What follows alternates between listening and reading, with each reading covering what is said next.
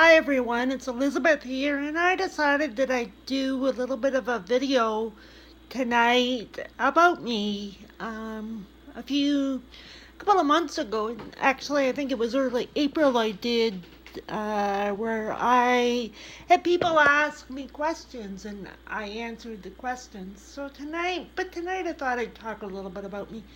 I was born and I was raised in southern Ontario. There was a little place near Clinton that used to be a old Air Force base, and my parents lived on a farm, and I was 12 years old when my parents sold the farm.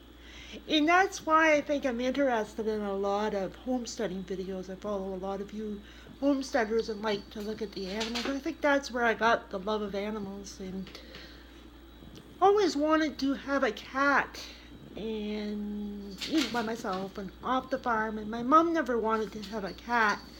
And my mom died in 19. Wait a minute. My mom died in 94. So my mom died in 94. So when my mom died, we decided, well, my dad always liked cats. So when my mom died in 94, we decided that we'd get a cat. So I had a cat, Princess, and she was brown tabby, and I had her for a while. And then she died. She lived to be about 18 years old.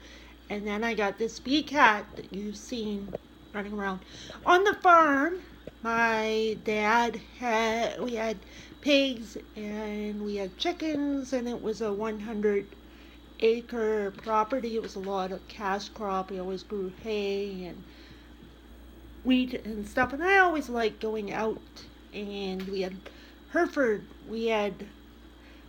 cattle or beef cattle, and I always liked going out and looking after the cattle. In fact, in 1978, when my dad sold the farm, I had a cow, so I got the profit from it. So I grew up, and then they sold the house, or sold the farm, and then we moved to a little village, and it was 250 people, and everyone in the village was always friendly. And as some of you know me, I'm really outgoing, and I think that helped, with the little village, because you knew everyone. The only thing was, at that time, I was starting to date people, and everyone knew, that there was a guy coming, for a date, to your parents' house, and whatever was going on. But it was it was nice growing up, and I went through high school, and then I didn't know what to do, whether to go on to college or not. But I went on, and I did some volunteer work at a daycare for disabled people with strokes and with handicaps. And I volunteered there. I was volunteered there 4 or 5 days a week. So I really enjoyed that. So, I really enjoyed doing that. And then, I was more interested, I guess, in man. And then I moved to a little place near Guelph, Ontario called Erin. And then ended up in Cambridge, Ontario.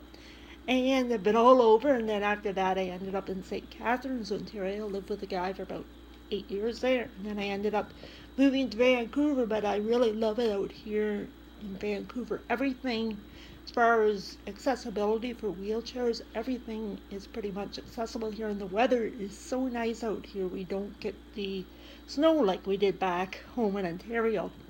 Did have a guy, and I think I'm subscribed to him. I'm not sure if he watches some of my videos, but he was from Lucknow, Ontario, which is down near where I grew up. And I know Jeff, the Happy Canadian, has mentioned a lot of communities that I grew up with, and I know I've heard him mention Wingham.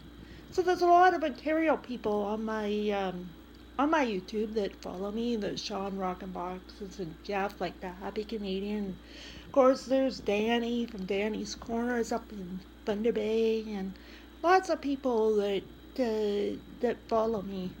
And my husband he's been a city slicker, so it's interesting when I tell him the stories about growing up on the farm and the animals and stuff. And I think he's actually enjoying it when I watch some of the homesteading videos and stuff and see the animals. He's actually enjoying it, and he has lots of questions to ask me about the about animals and about homesteading videos.